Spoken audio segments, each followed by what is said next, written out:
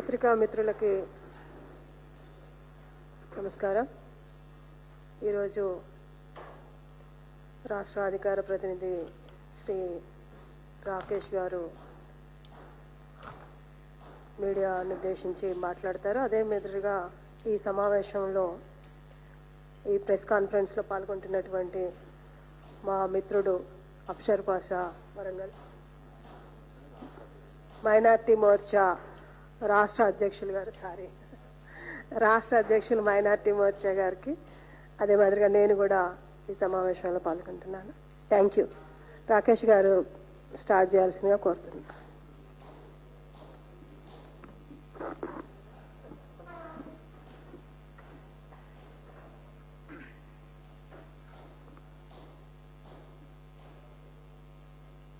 Okay కదా?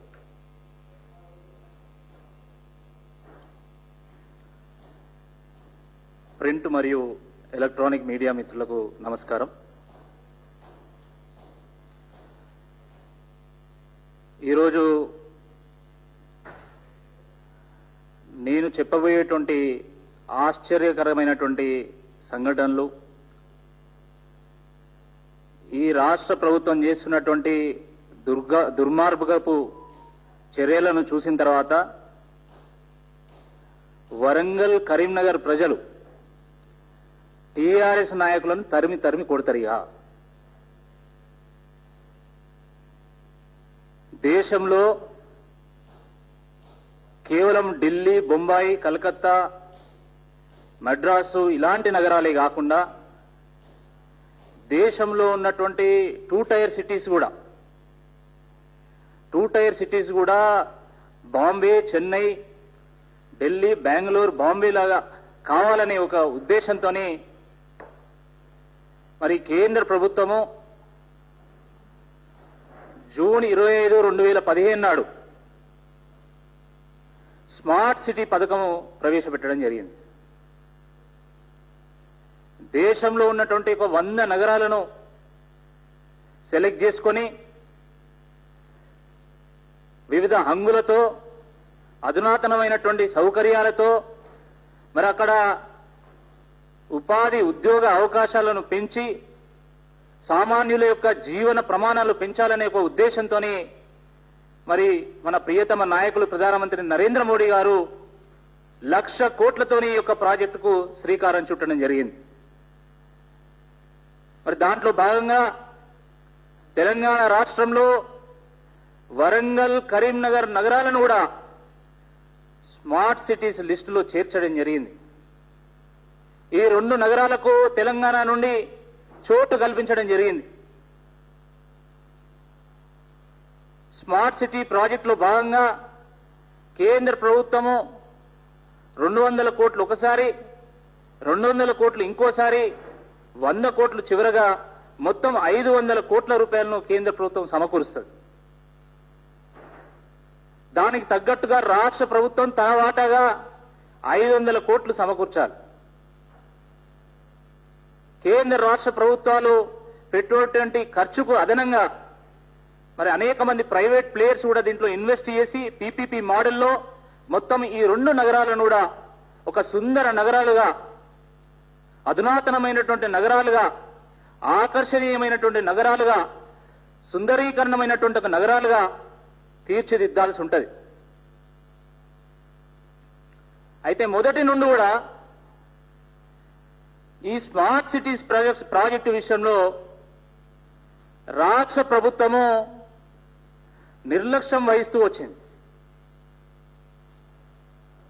Smart city project implement చేయాలంటే special purpose vehicle ఎస్పీవీని ఏర్పాటు చేయాలి. ఎస్పీవీ అనే ఒక ఎంటిటీని ఏర్పాటు చేయాలి. అవి ఏర్పాటు చేసిన తర్వాత కేంద్రం అందించేటువంటి నిధులను, రాష్ట్రం అందించేటువంటి నిధులను ఆ స్పెషల్ పర్పస్ వెహికల్ కి ట్రాన్స్ఫర్ చేయాల్సి ఉంటుంది. మరి కేంద్ర ప్రభుత్వము ఈ యొక్క స్మార్ట్ సిటీ ప్రాజెక్టు ప్రారంభించిన తర్వాత ఎప్పటికప్పుడు నిధులు అందిస్తా వచ్చింది. కేంద్ర ప్రభుత్వము తన వాటాగా వరంగల్ ప్రాజెక్టుకి 196 కోట్ల రూపాయలు అందించింది. అదేవిధంగా కరీంనగర్ స్మార్ట్ సిటీ ప్రాజెక్టుకి 196 కోట్ల రూపాయలు అందించింది. కానీ రాష్ట్ర ప్రభుత్వం మాత్రము ఈ నిధులను ఈ స్పెషల్ పర్పస్ వెహికల్ కి ట్రాన్స్ఫర్ చేయకపోగా తన వాటాలో ఒక్క నయా పైస కూడా ఇప్పటి వరకు ట్రాన్స్ఫర్ చేయలే. సింగిల్ ఎంపీ ఏ కన్నా కూడా ఇప్పటి వరకు చెల్లించలే. కేంద్ర ప్రభుత్వం అందించినటువంటి 196 కోట్ల రూపాయలను ఇటు స్పెషల్ పర్పస్ వెహికల్ కి ట్రాన్స్ఫర్ చేయలేదు. తాను చెల్లించాల్సినటువంటి వాటా నుండి ఒక్క సింగిల్ ఎంపీ కూడా ఇప్పటివరకు ట్రాన్స్ఫర్ చేయలే. కేంద్ర ప్రభుత్వము ఆగస్టు 19, 2019 నాడు లేఖ రాసింది ఈ రాష్ట్ర ప్రభుత్వానికి. ఎవరు రాశారు? కేంద్ర ప్రభుత్వ కార్యదర్శి ఈ రాష్ట్ర ప్రభుత్వ ప్రధాన కార్యదర్శికి రాసిండు. Chief secretary of government of తెలంగాణకి రాసిండు. ఏం రాశాడు? మేమిచ్చినటువంటి డబ్బులను కూడా మీరు స్పెషల్ పర్పస్ వెహికల్ కి ట్రాన్స్ఫర్ చేయలేదు. మీరు అందించాల్సినటువంటి నిధులను కూడా ఇప్పటివరకు అందించలేదు. దీనివల్ల స్మార్ట్ సిటీ ప్రాజెక్టు ఇంపాక్ట్ అవుతా ఉన్నది. It is against the spirit of the central government sponsored schemes అని చెప్పేసి ఆగస్టు 19, 2019 రోజు రిలీజ్ చేసి మీరు తక్షణమే ఈ యొక్క ఫండ్స్ ని ఇమ్మీడియట్ గా ఎస్పీవీకి ట్రాన్స్ఫర్ చేయాలని చెప్పేసి కేంద్ర ప్రభుత్వం కోరడం జరిగింది. మామూలుగా కేంద్ర ప్రభుత్వం స్మార్ట్ సిటీ ప్రాజెక్ట్ కి డబ్బులు రిలీజ్ చేసిన తర్వాత రాష్ట్ర ప్రభుత్వం తన యొక్క వాటాను అదేవిధంగా కేంద్ర ప్రభుత్వం చెల్లించినటువంటి మొత్తాన్ని కూడా 7 రోజుల లోపల ఎస్పీవీకి అందించాలి. ఆగస్టు 19, 2019 రోజు లెటర్ ఇచ్చిండు, స్పందించకపోతే నవంబర్ 6, 2019 రోజు మళ్ళొక లెటరు కేంద్ర ప్రభుత్వము chief secretary of government of తెలంగాణకు రాసింది. చాలా పర్టికులర్ గా 196 కోట్లు వరంగల్ కి, 196 కోట్లు కరీంనగర్ కి ఇచ్చామని చెప్పి amount transfer to the SPV. కేంద్ర ప్రభుత్వం 196 కోట్లు ట్రాన్స్ఫర్ చేస్తే ఎస్పీవీకి అందించింది 33 కోట్లు వరంగల్ విషయంలో. కరీంనగర్ విషయంలో అందించింది 9 కోట్లు. పోనీ ఆ ఎస్పీవీకి డబ్బులు ఎంతో కొంత ట్రాన్స్ఫర్ చేసినా వాటికి యూసీలు ఇయ్యారు ఇప్పటివరకు. యూటిలైజేషన్ సర్టిఫికేట్ లేదు ఇప్పటివరకు. రాష్ట్ర ప్రభుత్వం తన వాటాను చెల్లించలేదు. ఇది అయిపోయింది. నవంబర్ 6, 2019 రోజు లెటర్ రాసి మీరు 7 రోజుల్లోగా మీరు ట్రాన్స్ఫర్ చేయాలి అమౌంట్ అంటే స్పందించలేదు. మరి మళ్ళీ జూన్ 4,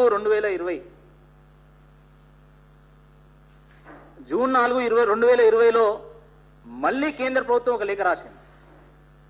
ఈ లేఖలో మళ్ళీ అదే విషయాన్ని స్పష్టం చేస్తూ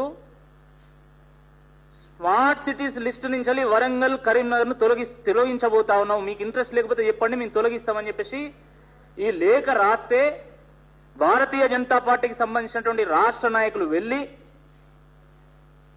మరి కేంద్ర ప్రభుత్వం కేంద్ర మంత్రులను కలిసి మాకు చాలా ముఖ్యమైనటువంటి నగరాలు, మేము రాష్ట్ర ప్రభుత్వాన్ని ఒప్పిస్తాము, రాష్ట్ర ప్రభుత్వం మీద ఒత్తిడి తీసుకొస్తాము, మీరు ఎట్టి పరిస్థితుల్లో వీటిని రద్దు చేయకూడదని చెప్పేసి కోరిన తర్వాత ఇప్పటికీ కేంద్ర ప్రభుత్వం వేచి చూస్తా ఉన్నది.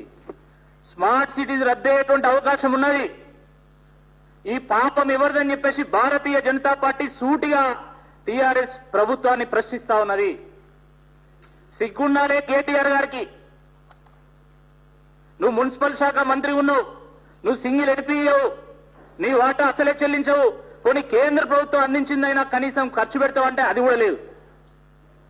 స్మార్ట్ సిటీ ప్రాజెక్టును స్మార్ట్ గా ఒక స్కామ్ గా మార్చారు. పెద్ద స్కామ్ జరిగింది ఇందులో. మేము అందించినటువంటి 196 కోట్లు వరంగల్ కి, 196 కోట్లు కరీంనగర్ డబ్బులు ఏమైనాయి? ఎవరు జేబులు నింపుకున్నారు? ఎవరు నెక్కిండు పందికొక్కలాగా? స్పష్టం చేయాల్సినటువంటి అవసరం ఉన్నది. 100 కోట్ల రూపాయలు కేంద్ర ప్రభుత్వం అందిస్తా ఉంటే ఈరోజు అభివృద్ధి చేయాల్సింది పోయి మీరు చేస్తున్నది ఏంది? వరంగల్ సిటీలో రాళ్లు వేర్చి మీరు డివైడర్లు కడతారు.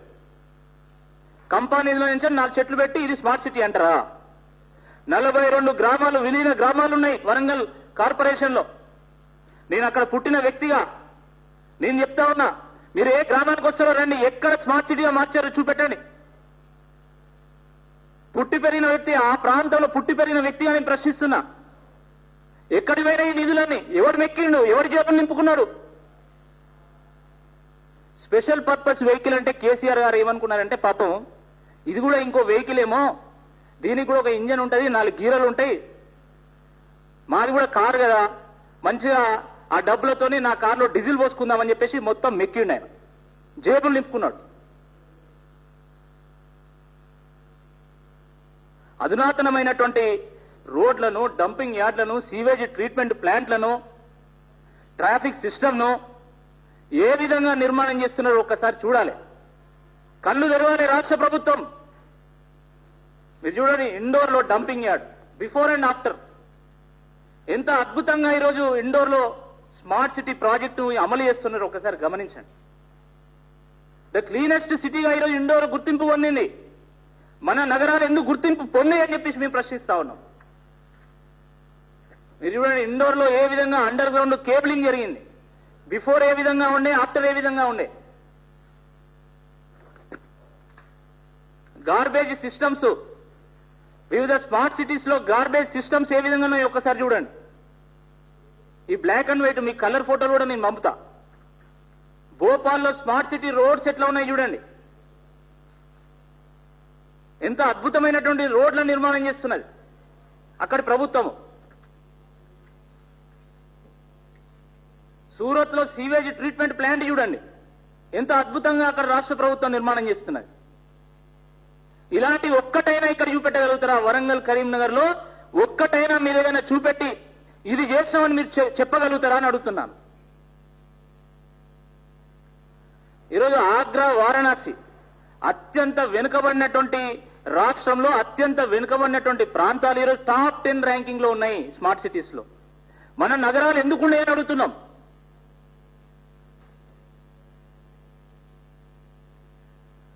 స్మార్ట్ సిటీలో కమాండ్ అండ్ కంట్రోల్ సెంటర్ ని నిర్మాణం చేస్తారు. అంటే ఎక్కడ ఏ విపత్తు వచ్చినా కూడా ఆ విపత్తును ముందే కనుక్కొని అలర్ట్ చేసేటువంటి ఒక సిస్టమ్ ను నిర్మాణం చేస్తారు. వరంగల్ స్మార్ట్ సిటీలో అది ఉన్నది, దానికి డబ్బులు అందించింది కేంద్ర ప్రభుత్వం. వరంగల్ స్మార్ట్ సిటీలో భాగంగా ఈరోజు మీరు కంట్రోల్ అండ్ కమాండ్ సెంటర్ ను కనుక నిర్మాణం చేస్తుంటే, మొన్న వరంగల్ నీట మునిగేదాన్ని ప్రశ్నిస్తున్నాం. 100 సంవత్సరాల పాటు కాకతీయుల రాజధానిగా వెలుగొందినటువంటి వరంగల్ నగరం ఈరోజు వరదల్లో మునిగిందంటే దానికి కారణం మీరు కాదా అని చెప్పేసి మేము సూటిగా ప్రశ్నిస్తా ఉన్నాం. పడవలు వచ్చినాయి వరంగల్కి. వరంగల్ ఎంత ఎత్తైనటువంటి ప్రాంతము. వరంగల్లో ఎంత గొప్ప పరిపాలకులు, ఎంత గొప్ప రాజులు పరిపాలించిండ్రు. 100 సంవత్సరాల పాటు పరిపాలిస్తే ఏ ఒక్క రోజు వరద రాలే, కానీ టీఆర్ఎస్ ప్రభుత్వం పుణ్యమా అని చెప్పేసి వరదలు వచ్చినాయి. మీరు హైదరాబాద్ లో వరదలు వచ్చినాయి. హైదరాబాద్ ప్రజలకు మీరు 10,000 రూపాయలు ఇచ్చారు ఇంటింటికి, సంతోషం, తప్పకుండా దాన్ని మేము స్వాగతిస్తున్నాం. ఇంకా ఎక్కువ ఇవ్వాలి, ఎక్కువ నష్టం జరిగింది. మరి వరంగల్లో ఉన్నటువంటి ప్రజలకు ఎందుకు అందించారని చెప్పేసి మేము అడుగుతా ఉన్నాం. అంటే వరంగల్ చేసినటువంటి పాపం ఏంది? వరంగల్ అంటే ఎందుకు ఇంత నిర్లక్ష్యం? వరంగల్ను రాజకీయంగా అభివృద్ధి పరంగా అణగదొక్కాలనే ఆలోచన ఎందుకున్నది ప్రభుత్వానికి, ఎందుకున్నది ముఖ్యమంత్రికి? చెప్పాల్సినటువంటి అవసరం ఉన్నది. అరే, మేము అందించినటువంటి నిధులను 30 కోట్ల రూపాయలు ఖర్చు పెట్టి దాన్నే మళ్ళీ కాన్స్టిట్యున్సీ డెవలప్మెంట్ ఫండ్ లో చూపెడతారు, దాన్నే మళ్ళీ సీఎం అష్యూరెన్స్ ఫండ్ లో చూపెడతారు. అంటే ఈ నిధులు తప్ప ఇంకేం లేవు. మేము అందించినటువంటి నిధులు తప్ప ఈ రాష్ట్ర ప్రభుత్వం ఒక్క రూపాయి కూడా ఖర్చు చేయడం లేదు. ఇంత జరుగుతుంటే అసలు ఇక్కడ స్థానిక ప్రజాప్రతినిధులు ఏం చేస్తున్నారో ఎవరికి అర్థం కాదు.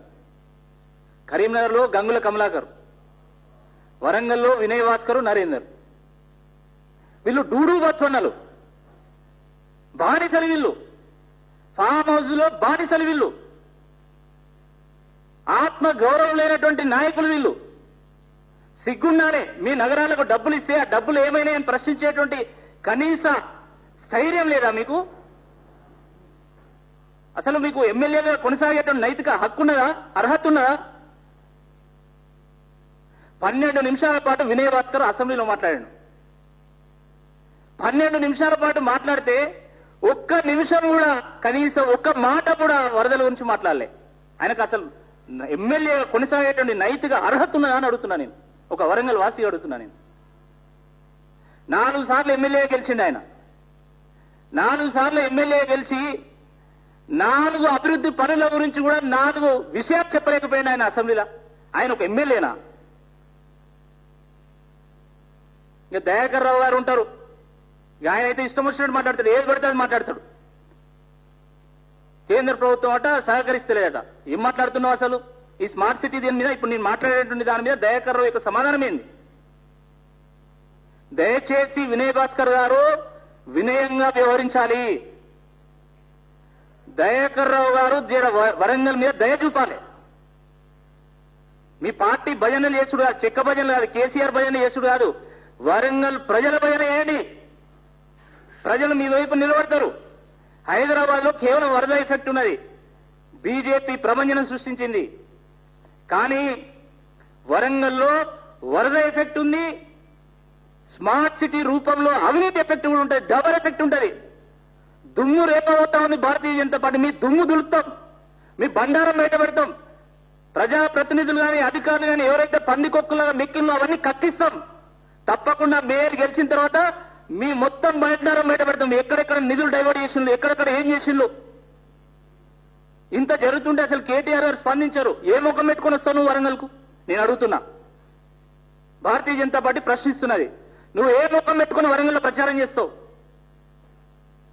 వరదలు వస్తే మేము స్థానికంగా ఉండి అక్కడ సహాయ కార్యక్రమాలు చేపట్టి ప్రజలను సురక్షిత ప్రాంతాలకు తరలించి మేము వాళ్ళకు భరోసా ఇస్తే, దాని తర్వాత బండి సంజయ్ గారు మా రాష్ట్ర అధ్యక్షులు తప్పకుండా వరంగల్ ప్రజలకు మనం బాధ్యతగా నిలవాలని చెప్పేసి వారు వరంగల్ పర్యటన చేసిన తర్వాత అప్పుడు గుర్తుకొచ్చింది దానికి వరంగల్ రాజకీయంగా నష్టపోతామని చెప్పి బండి సంజయ్ గారు పర్యటన చేసిన తర్వాత అప్పుడు వచ్చినాడు. నేను అడుగుతా ఉన్నా, ఈరోజు స్మార్ట్ సిటీలో ఇంత పెద్ద స్కామ్ పెట్టుకొని నువ్వు ఏ విధంగా వరంగల్కి వస్తావు? ఎట్లొస్తావు వరంగల్కు? కేటీఆర్ గారు రాజీనామా చేయాలి. 196 కోట్లు వరంగల్, 196 కోట్లు కరీంనగర్ లో స్కామ్ జరిగింది. మున్సిపల్ శాఖ మంత్రిగా కొనసాగేటువంటి హక్కు లేదు, నీకు అర్హత లేదు. You have to resign immediately. కేంద్ర ప్రభుత్వం యొక్క నిధులను డైవర్ట్ చేసేటువంటి అర్హత రాష్ట్ర ప్రభుత్వానికి లేదు. It is a constitutional violation. KTR గారు టీఎస్ఐ పాస్ అని, టీ హబ్ అని ఇంగ్లీష్ లో పెద్ద పెద్ద స్టేట్మెంట్లు ఇస్తాడు. కనీసం కేంద్ర ప్రభుత్వం అందించేటువంటి లేఖలు చదవాలనే ఆలోచన సోయి లేదా? మిస్టర్ కేటీఆర్ గారు, you have to keep a track of records. Keep track of records.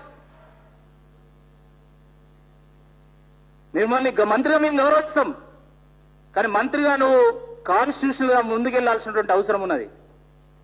అందుకనే అంటున్నా, ఈరోజు నువ్వు రిజైన్ చేయాల్సినటువంటి అవసరం ఉంది.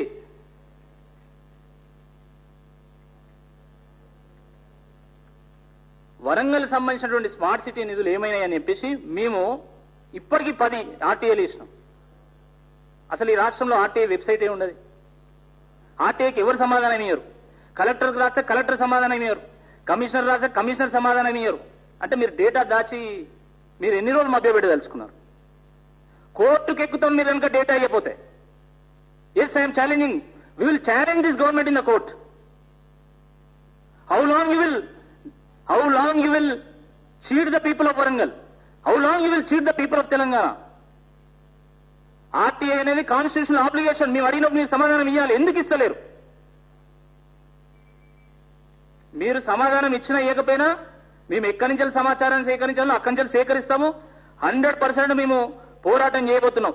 వరంగల్ ఎయిర్పోర్ట్ గురించి మాట్లాడిన, వరంగల్ ఆల్రెడీ అక్కడ స్ట్రెచ్ ఉన్నది, అనేక సంవత్సరాల పాటు అక్కడ ఎయిర్పోర్ట్ నడిచింది. దాని గురించి మాట్లాడాడు. సిద్దిపేటలో ఎయిర్పోర్ట్ గురించి మాట్లాడతాడు. అంటే మా నిధులన్నీ అక్కడ డైవర్ట్ చేస్తాడు. Is a diversion CM. Chandrababu Naidu గారు యూటర్న్ సీఎం ఎట్లనో ఈయన డైవర్షన్ సీఎం. కేంద్ర ప్రభుత్వం మంచి పని చేస్తే ఆయన డైవర్ట్ చేసుకుంటాడు. కేంద్ర ప్రభుత్వం డబ్బులు అందిస్తే ఆయన జేబులు నింపుకుంటాడు, ఆయన డైవర్ట్ చేసుకుంటాడు. ఆయన ఏమైనా తప్పులు చేస్తే అవి మళ్ళీ కేంద్ర ప్రభుత్వానికి డైవర్ట్ చేస్తాడు. He is a diversion CM. ఏనమ్మా, అసలు రాష్ట్ర ప్రభుత్వానికి సంబంధించిన ఫెయిల్యూర్స్ మీద చర్చ జరుగుతుంటే ప్రజల దృష్టి మళ్లించడానికి ఇంకో అంశం తీసుకొస్తాడు. He is a diversion CM. నువ్వు డైవర్ట్ చేసి మమ్మల్ని డిఫీట్ చేయడం కష్టము.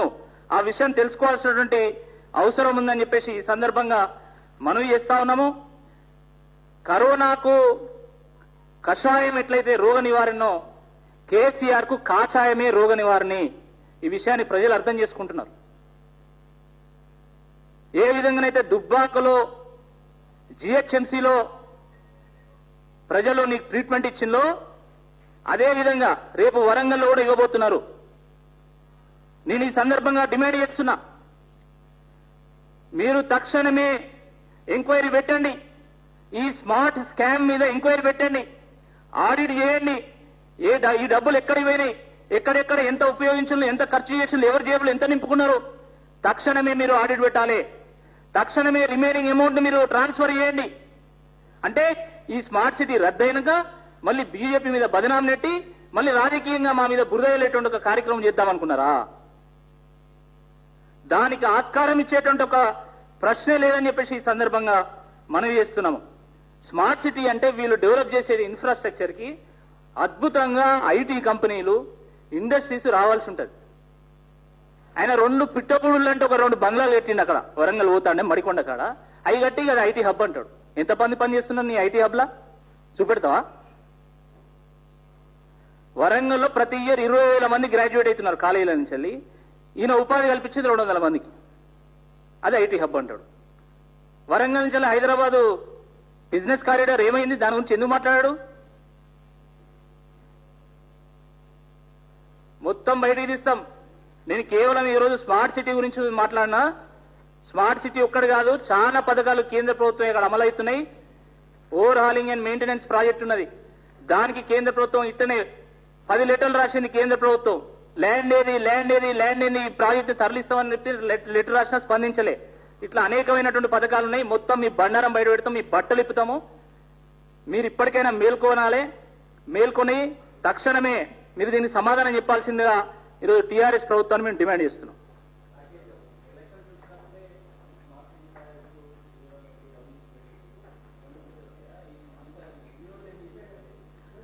భారతీయ జనతా పార్టీ గత అనేక నెలల నుండి మేము అడుగుతా ఉన్నాం. భారతీయ జనతా పార్టీగా మేము స్థానికంగా అనేక సందర్భాల్లో అడిగినాం. కేటీఆర్ గారు పర్యటన చేస్తా అన్నారు.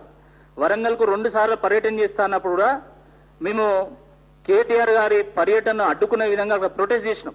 ఆయన రాలే, తప్పించుకున్నాడు. 2 టైమ్స్ ప్రొటెస్ట్ చేసినాం మేము. 2 టైమ్స్ కూడా ఆయన రాలే. అప్పుడు అడిగినాము, ఇప్పుడు అడుగుతున్నాం. ఈరోజు అంటే స్మార్ట్ సిటీ క్యాన్సిల్ అయ్యేటువంటి అవకాశం ఉందని మాకు లెటర్లు ఇప్పుడు దొరికినాయి. కాబట్టి ఇప్పుడు మేము రాష్ట్ర స్థాయిలో దీన్ని లేవనెత్తుతున్నాం. ఇది చాలా ప్రెస్టీజియస్ ప్రాజెక్ట్. ఇది ప్రెస్టీజియస్ ప్రాజెక్ట్ రద్దయిన తర్వాత ఎంత నష్టం జరుగుతుంది తెలంగాణ ప్రజలు? వరంగల్లో 10 లక్షల జనాభా పైగా ఉన్నది. కరీంనగర్లో 3-4 లక్షల మంది జనాభా ఉన్నారు అక్కడ. అంటే ఇంతమంది నష్టం జరుగుతుంది కదా. కాబట్టి ఈరోజు రాష్ట్ర స్థాయిలో ప్రశ్నిస్తున్నాం. మేము స్థానికంగా ఎప్పటికప్పుడు ప్రశ్నిస్తున్నాం, ఇప్పుడు రాష్ట్ర స్థాయిలో దీన్ని ప్రశ్నిస్తున్నాం. ఈ లెటర్లు కూడా మీకు నేను పంపిస్తున్నాను. దయచేసి మీరు కూడా డీటెయిల్స్ చూడొచ్చు. ఇంకేమైనా క్వశ్చన్స్ ఉంటే అడగవచ్చు.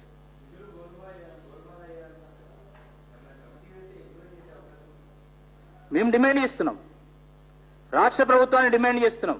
ఒక కమిటీ వేయండి, ఎంక్వైరీ చేయండి, ఆడిట్ ను కోరండి, ఆడిట్ చేయండి, వాస్తవాలను బయట పెట్టండి. ప్రజలు అర్థం చేసుకుంటారు ఏం జరిగిందో.